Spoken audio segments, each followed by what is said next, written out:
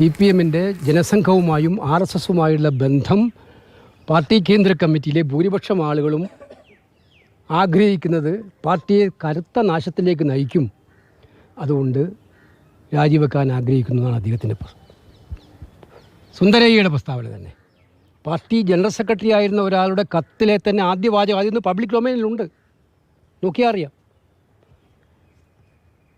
സാക്ഷാൽ പിണറായി വിജയൻ തന്നെ 77 മത്സരിച്ചത് ആരുടെ പിന്തുണയോടുകൂടിയായിരുന്നു? അതേ MLA ആയത് കൂത്തുപറമ്പിൽ.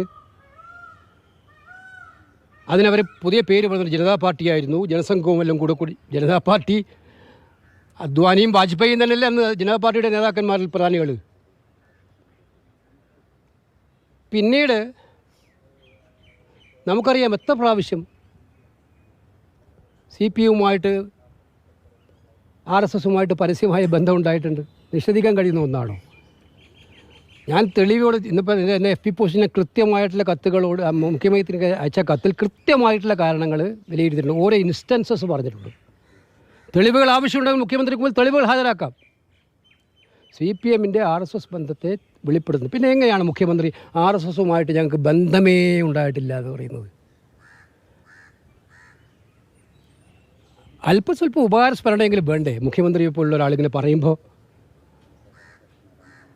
എന്തുമാത്രം സത്യത്തെ വളച്ചൊടിക്കലാണ് അദ്ദേഹം നടത്തിയിരിക്കുന്നത്.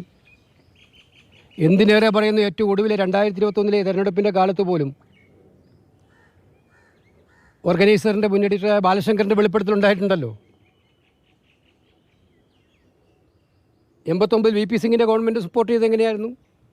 അപ്പോൾ ഇതെല്ലാം യാഥാർത്ഥ്യങ്ങളാണ്. ഈ യാഥാർത്ഥ്യങ്ങളെ മറച്ചു പിടിച്ചുകൊണ്ട് മുഖ്യമന്ത്രി നടത്തിയ പ്രസ്താവന തീർത്തും അവസരവാദപരമായിരുന്നു എന്നാണ് എൻ്റെ ടേക്ക്. അതിൻ്റെ തുടർച്ചയായിട്ടാണോ ഈ ഗവർണർ വിഷയത്തിൽ അല്ല, ഗവർണർ വിഷയത്തിൽ എന്തുകൊണ്ട് ആദ്യം CPM മുഖ്യമന്ത്രി പ്രതികരിച്ചില്ല? തൻ്റെ മന്ത്രിസഭയിലെ മന്ത്രിമാർ, തൻ്റെ മുന്നണിയിലെ രണ്ടാമത്തെ ഘടകകക്ഷിയായ CPIയുടെ സംസ്ഥാന സെക്രട്ടറി അടക്കം ശക്തമായിട്ട് ഇസുമായി ബന്ധപ്പെട്ട ക്യാമ്പയിൻ ഇറങ്ങി. അവരുടെ ക്യാമ്പയിനായിരുന്നു CPIയുടെ സംസ്ഥാനത്തുടനീളം. ഒന്ന് ക്യാമ്പയിനെ ശക്തിപ്പെടുത്താൻ മുഖ്യമന്ത്രിയുടെ ഒരു പ്രസ്താവന അന്ന് നന്നായിരുന്നല്ലോ. തിരഞ്ഞെടുപ്പിൽ CPM സെക്രട്ടറിയുടെ പ്രസ്താവന വന്ന് വൈകുന്നേരം അതിൻ്റെ ഡാമേജ് കൺട്രോളിന് വേണ്ടി എടുക്കുന്ന ഈ പ്രസ്താവന ഒരു 10 ദിവസം മുമ്പ് നടത്തിക്കൂടായിരുന്നോ? അപ്പോൾ എവിടെയാണ് ആത്മാർത്ഥത? സത്യമാണ്, രാജ്ഭവനിൽ നടക്കുന്ന സംഭവ വികാസങ്ങൾ ആർക്കും അംഗീകരിക്കാൻ കഴിയുന്നതല്ല. കേരളത്തിലെ രാജ്ഭവനിൽ നടക്കുന്ന സംഭവ വികാസങ്ങൾ ആർക്കും അംഗീകരിക്കാൻ കഴിയില്ല. അതിന് ആദ്യം പ്രതികരിക്കേണ്ടത് മുഖ്യമന്ത്രിയല്ലേ. നിങ്ങൾ തമിഴ്നാട്ടിലെ സ്റ്റാലിനെയൊക്കെ കണ്ട് പഠിക്കുക. എങ്ങനെയാണ് രാജ്ഭവനുമായിട്ട് രാഷ്ട്രീയ ആശയ സമരം നടത്തുന്നത് എന്നുള്ളത്.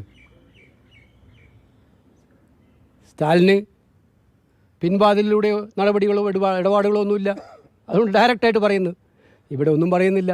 ഇപ്പോൾ ഗത്യന്തരമില്ലാതെ പാർട്ടി സെക്രട്ടറി ഒരബദ്ധം പറഞ്ഞു എന്ന് അവർ പറയുന്നു, സത്യം പറഞ്ഞു എന്ന് ഞങ്ങൾ വിശ്വസിക്കുന്നു.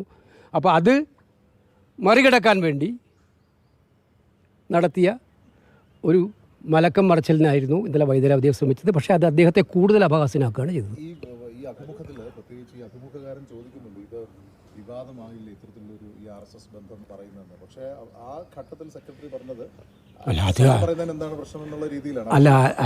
ഒരു അവിചാരിതമായിട്ട് പറഞ്ഞാണെന്ന് കരുതാൻ. അല്ല, ഞാൻ ചോദിക്കുന്നത് എങ്ങനെയാ വെച്ചാൽ, ഒരു CPMൻ്റെ സ്റ്റേറ്റ് സെക്രട്ടറിയാണ്, സാധാരണ പദവിയിലിരിക്കുന്ന ആളല്ല.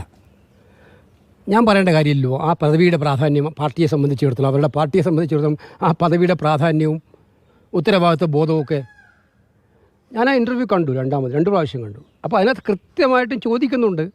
ആദ്യം ചോദിക്കുമ്പം ഇതെങ്ങനെയോ സ്ലിപ്പ് ഓഫ് ടങ് ആണോ എന്ന് സംശയിച്ച് അദ്ദേഹം ഉറപ്പുവരുത്താനായി വീണ്ടും ചോദിക്കുന്നുണ്ട്.